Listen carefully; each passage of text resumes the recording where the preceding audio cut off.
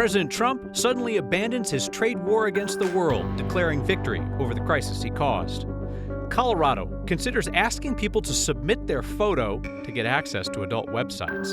This is about protecting children. CU researchers are back from Mars. Well, not Mars, but as close as we've got on Earth. We were out there living and acting as if we were on Mars. And a community college lost federal funding for its citizenship classes. If we agree that people becoming Americans is a good thing, well, then don't just watch. Let's get those citizenship classes going again. Tonight on Next. Today, President Trump told Americans to buy stocks, and then minutes later, he announced he was backing off his tariff threat against the world, sending those stocks soaring back to where they were before the crisis of market confidence caused by his threats. Trump then claimed that was his plan all along, while also saying he backed down because the markets were tanking. The big move wasn't what I did today. The big move was what I did on Liberation Day. We had Liberation Day in America. We're liberated from all of the horrible deals that were made, all of the horrible trade deals that were made.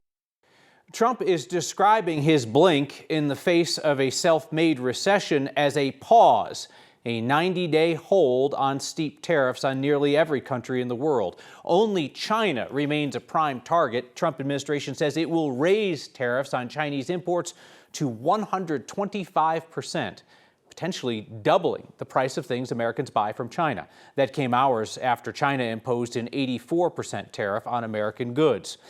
Trump's backpedal is exactly what many top Democrats said he would do. They said Trump's history is to create a crisis himself, then change course and declare he's achieved victory over that crisis.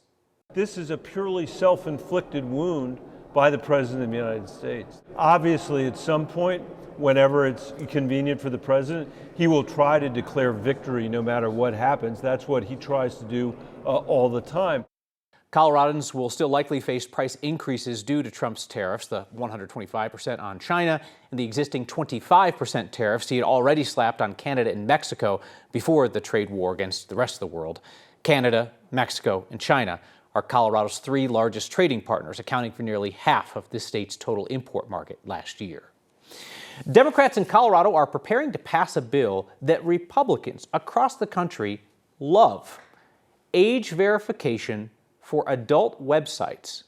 Our Jaleesa Arizari looks at this idea's bipartisan support and some privacy concerns. For a story some would call explicit, Democratic Senator Lindsay Doherty wants to make one thing clear. And we believe that it's so incredibly important to make sure our children are not on these sites. Senator Doherty and Republican Senator Paul Lundeen have introduced SB 201. It's a measure that would require one verification to keep kids from accessing one four-letter word. And there's apparently a few ways to do that. It's not difficult. Like taking a quick selfie. Ian Corby with the Age Verification Providers Association says AI software could be used to estimate a person's age. Someone could also share their email address, and AI will look at what other things the address is used for. Because it turns out that, like, kids who are 7 years old don't use their email address to check mortgage interest rates very often. There's another technique where you just move your fingers on the camera. Based on how quickly and how you move your fingers, again, the software can figure out whether you're over 18 or not. But Bruce Parker with Rocky Mountain Equality and others fear dangerous. This bill is a slippery slope that will feel like a violation of privacy for many, including LGBTQ people. Although the bill says that material has to be temporary and anonymized, I think that anybody who's been on the internet for very long knows that there's really no such thing. As I say, we do age verification, not identity verification. Corby claims the data won't be stored. This bill requires the site to destroy the data, quote, as soon as reasonably possible. Senator Doherty says people should believe that and take this bill for what she says it is. This is about protecting children. It's not explicitly clear if everyone agrees with that. I think there are meaningful ways to protect kids from being exposed to material that is bad for them, and none of them involve giving companies like Pornhub more power to collect data about us. The U.S. Supreme Court is actually taking up a similar law that is being challenged in Texas. Supporters of this Colorado bill claim it was drafted in a way to avoid the issues that Texas law is seeing. They also say if this bill passes, it won't take effect until July 2026. So if they do need to make changes after that SCOTUS decision, It can during the next session. Governor Polis did not run on a pro-porn platform, but he does like to say that he's libertarian-ish. This strikes me as the kind of thing that libertarians would be like, no way, not happening. Have we heard from the governor? Yeah, you know, Senator Doherty actually admitted she was super worried that Governor Polis would veto this bill if it made it to his desk. We reached out to his office, and they said that he will take a look at the bill, but he does have some concerns. All right, usually does have concerns means that thing's in trouble. All right, Jaleesa, thank you. The city of Denver is considering putting $70 million towards Colorado's first women's soccer stadium. The city would use money from Elevate Denver bonds to buy the land for the stadium, to make infrastructure improvements around it, and to add parks, trails, and a bridge. The city says, as for the male sports stadiums, there's 3 of them, and the city says they spent about $1 billion combined, so considerably more. The stadium for the still unnamed women's soccer team is going up in the Baker neighborhood near I-25 and Broadway. Franchise owners say they plan to spend up to $200 million of their own on the build. City Council committee postponed a vote on the city part of the spending today. There's some hesitation considering the potential for a recession. The idea will come back before council in 2 weeks. Colorado State Patrol is currently looking for 600 pounds of marijuana stolen from them. It took CSP days to notice the theft from their storage lot, and they don't have much information about the presumably very mellow suspect. CSP says it was keeping all that marijuana in a trailer at a storage lot in Inglewood. It was a stash from a 2-year-old case, and it was scheduled to be destroyed soon. Someone else apparently decided they would rather dispose of it in a series of small fires. CSP says they first noticed the trailer's padlock had been cut April 4th. Surveillance footage shows somebody actually broke into that lot days earlier, April 1st. The head of CSP says they're now reviewing security at the lot and how they handle evidence like hundreds of pounds of old weed. It's hard to shy away from the fact that this is a serious concern for us. It should be a serious concern for the public. I think there's multiple areas that we need to investigate. Number one, just call it what it is. We had more secure options for that trailer than having it in our backyard. So we'll work to address that. We certainly have space to we have better options, I'll just put it that way. The theft has been reported to Inglewood Police. CSP says they're also investigating. They're doing an internal investigation as they look for the drivers of a light-colored Chevy Silverado and a white 2007 Honda CR-V. Perhaps you saw the headlines recently that Community College of Aurora is canceling its citizenship classes after the loss of a federal grant. These are folks who are here legally, who qualify to become Americans, want to become Americans, and just need to pass that citizenship test. So what do you say we get those classes going again? This week's Word of Thanks microgiving campaign will bring back the citizenship prep classes to Community College of Aurora. CCA says more than 1,000 people have gone through those classes over the years to prepare for the naturalization test. It's a 10-week process in these classes where they study American history and civics, they fine-tune their English skills, they do mock interviews, they go through all the vocabulary they'll see on the test, and they hear from community speakers about what it means to be an American, how they can contribute to their adopted country. Students from 73 different nations have gone through those citizenship classes. The college was telling me about the woman who worked in the cafeteria at Aurora City Hall and how watching government at work inspired her to become an American. There was the couple from Vietnam who studied alongside each other and then together raised their right hand to swear the oath of allegiance to the U.S. These classes ensure that immigrants' final step to becoming an American is a successful one. Scan the QR code on your screen or text the word THANKS to 303-871-1491 to get that link to donate. Just as we've done for 252 weeks now, I'll match the first 50 donations of $5 to get this snowball rolling. The reason that we can be confident the college will be able to restart these classes is thanks to the 4,500 of you who make a monthly donation to the Word of Thanks Fund. That allows us to start this micro-giving campaign with about $23,000 in donations. What a start. To become a monthly donor, you can use that same QR code or text. Mars, that's what I've been telling everyone. A small team of CU researchers has just returned from Mars, aka Utah. And a company in Colorado has been trucking in discarded tires to put them to good use. Now they're ready to take on the growing pile of scrap tires in our state. 4 days after a Chevron well in Weld County started spewing water, oil, and gas, it's still going. The folks in charge at the site say they'll cap it tomorrow, and then they'll finally answer questions from nearby neighbors. That well in Gailton has been Old Faithfuling since Sunday night. First responders first evacuated people, and they started turning off nearby ignition sources. Then they began clearing the site so Chevron can plug it up tomorrow. About a dozen people are still out of their homes, and nearby Gailton Elementary School is expected to be closed through tomorrow. Weld County leaders and Chevron are holding a community town hall tomorrow night at 6 to answer questions. County spokesperson says the air monitoring results are not concerning, though they did suggest that anyone with livestock in the area might want to check with a vet. And I don't know, if I'm a human, I at least want that vet to check me out too. Windy and warm, another beautiful spring day with temperatures above average in the lower 70s. We've had some peak wind gusts to 40, 50, even 60 miles per hour along the northern Front Range foothills and northeastern plains. Still really mild out there, still 70 degrees. Sun doesn't set for another hour and 15. The vivid red coloring will show you where the peak gusts are this hour, 40 and 50 miles per hour out around Fort Morgan up to Sterling and back into Red Feather Lakes and Netherland. We'll see the winds start to ease after sunset.